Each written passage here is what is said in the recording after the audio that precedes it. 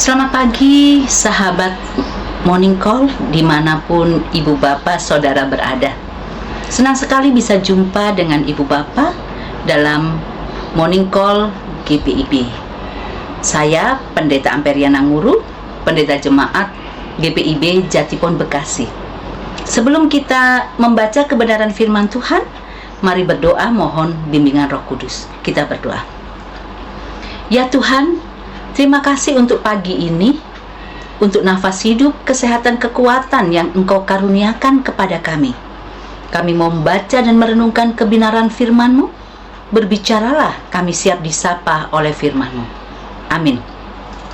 Sahabat Morning Call, pembacaan kita pagi ini terambil dari kitab Ulangan, pasalnya yang ke-19, ayat pertama sampai dengan ayatnya yang ke-10, yang memberitakan demikian. Apabila Tuhan Allahmu sudah melenyapkan bangsa-bangsa yang negerinya diberikan kepadamu oleh Tuhan Allahmu, dan engkau sudah menduduki daerah mereka dan diam di kota-kota dan rumah-rumah mereka, maka engkau harus mengkhususkan 3 kota di dalam negeri yang diberikan Tuhan Allahmu kepadamu untuk diduduki. Engkau harus menetapkan jauhnya jalan dan membagi dalam 3 bagian wilayah negeri yang diberikan Tuhan Allahmu untuk dimiliki olehmu, supaya setiap pembunuh dapat melarikan diri ke sana. Inilah ketentuan mengenai pembunuh yang melarikan diri ke sana dan boleh tinggal hidup apabila ia membunuh sesamanya manusia dengan tidak sengaja dan dengan tidak membenci dia sebelumnya. Misalnya, apabila seseorang pergi ke hutan dengan temannya untuk membelah kayu, ketika tangannya mengayunkan kapak untuk menebang pohon kayu, mata kapak terlucut dari gagangnya lalu mengenai temannya sehingga mati, maka ia boleh melarikan diri ke salah satu kota itu dan tinggal hidup. Maksudnya supaya jangan penuntut tebusan darah sementara hatinya panas dapat mengejar pembunuh itu karena jauhnya perjalanan, menangkapnya dan membunuhnya. Padahal pembunuh itu tidak patut mendapat hukuman mati karena ia tidak membenci dia sebelumnya.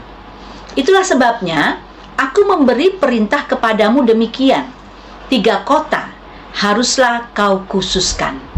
Dan jika Tuhan Allahmu sudah meluaskan daerahmu nanti, seperti yang dijanjikannya dengan sumpah kepada nenek moyangmu, dan sudah memberikan kepadamu seluruh negeri yang dikatakannya akan diberikan kepada nenek moyangmu, apabila engkau melakukan dengan setia perintah ini yang kusampaikan kepadamu pada hari ini, dengan mengasihi Tuhan Allahmu dan dengan senantiasa hidup menurut jalan yang ditunjukkannya, maka haruslah engkau menambah 3 kota lagi kepada yang 3 itu, supaya jangan tercurah darah orang yang tidak bersalah di negeri yang diberikan Tuhan Allahmu kepadamu menjadi milikmu dan hutang darah melekat kepadamu. Demikianlah pembacaan Alkitab.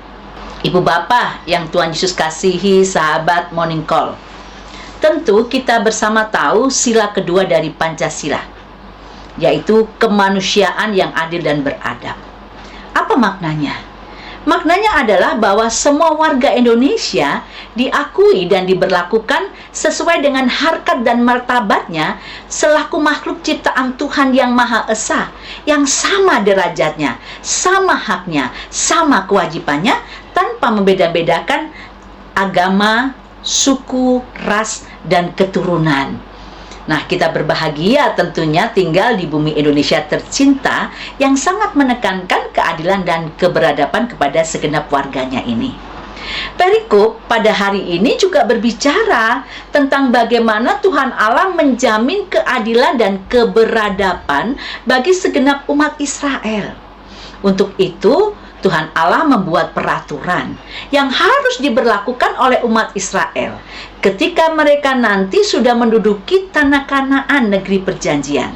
Peraturan tersebut dibuat oleh Tuhan Allah untuk melindungi mereka-mereka yang melakukan kesalahan tanpa disengaja. Kesalahan apa saja itu? Misalnya, kalau ada orang yang membunuh sesamanya tanpa disengaja, contohnya dia pergi ke hutan, membelah kayu, lalu mata kampaknya terlepas dan mengenai temannya sehingga temannya itu mati, maka orang tersebut berhak lari ke kota perlindungan. Jadi kota perlindungan ini dikhususkan untuk melindungi orang-orang yang tanpa sengaja melakukan kesalahan. Di kota perlindungan ini, mereka dapat berlindung dari keluarga atau kerabat korban yang akan menuntut balas, sehingga mereka tidak akan dihakimi secara membabi buta.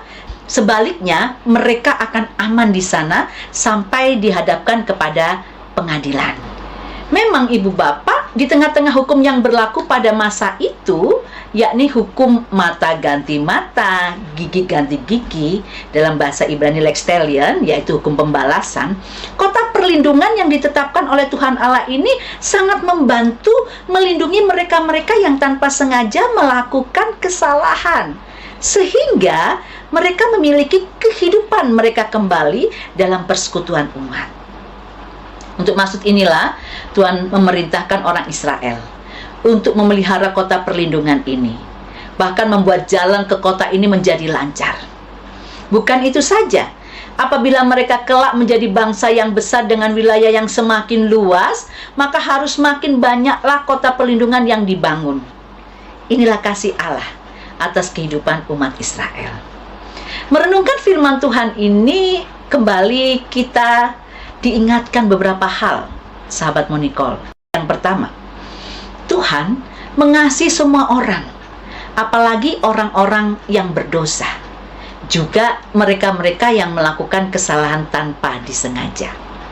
Oleh karena itu, apabila kita melakukan kesalahan, entah itu disengaja ataupun tidak, mari segera datang kepadanya sebagai kota perlindungan kita untuk meminta ampun. Maka niscaya, sekalipun dosamu merah seperti kirmisi, akan menjadi putih seperti salju. Sekalipun berwarna merah seperti kain kesumba, akan menjadi putih seperti bulu domba. Inilah kasih Tuhan kepada umatnya. Dan karena kasihnya, maka Yesus Putra Tunggal Allah menjadi juru selamat dunia, supaya barang siapa yang percaya kepadanya, ia tidak binasa, melainkan beroleh hidup yang kekal. Pengampunan Allah yang membuat hidup kita ada dalam damai sejahtera, karena pemulihan Allah menjadi bagian kehidupan kita. Yang kedua, firman Tuhan mau katakan, Allah peduli kepada umatnya, dan Allah selalu mengedepankan keadilan dan kebenarannya dalam hubungan dengan umat dan umat dengan sesama.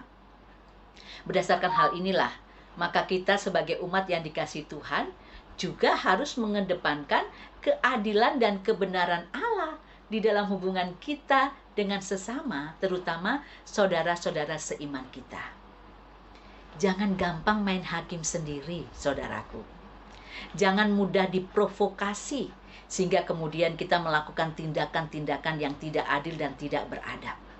Untuk itu firman Tuhan pagi ini mengajak kita untuk boleh melihat semua masalah, apalagi dalam hubungan kita dengan sesama, di dalam kasih Allah. Lalu menyelesaikan masalah itu di dalam kasih Allah tersebut yang membuat orang lain bisa hidup di dalam keadilan dan kebenaran Allah.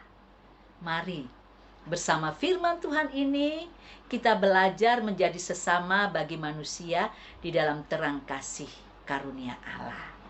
Samratulangi pernah mengatakan, "Sito timo tumoto."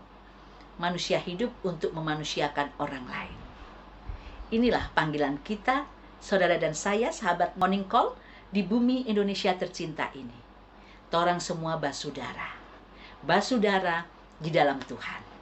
Karena itu, mari hidup di dalam kasih dan keadilan Kristus, sehingga dunia boleh memuliakan namanya. Amin. Mari berdoa. Bapa di sorga, berikan kami kasih yang melimpah daripadamu, sehingga hubungan kami dengan sesama kami siapapun itu diwarnai kasih Tuhan, dan kami selalu mau hidup di dalam keadilan dan kebenaran Tuhan, sehingga hubungan kami dengan sesama kami boleh diwarnai dengan damai sejahtera Allah. Berkati kami pada hari ini, dan biarlah kami boleh berjalan bersama-sama dengan Tuhan, membagikan kasih Tuhan dalam seluruh aktivitas kami, sehingga nama Kristus dipermuliakan. Terpujilah Engkau ya Bapa, kekal selama-lamanya. Haleluya. Amin. Selamat beraktivitas, sahabat Morning Call. Tuhan Yesus beserta dan memberkati kita semua. Shalom.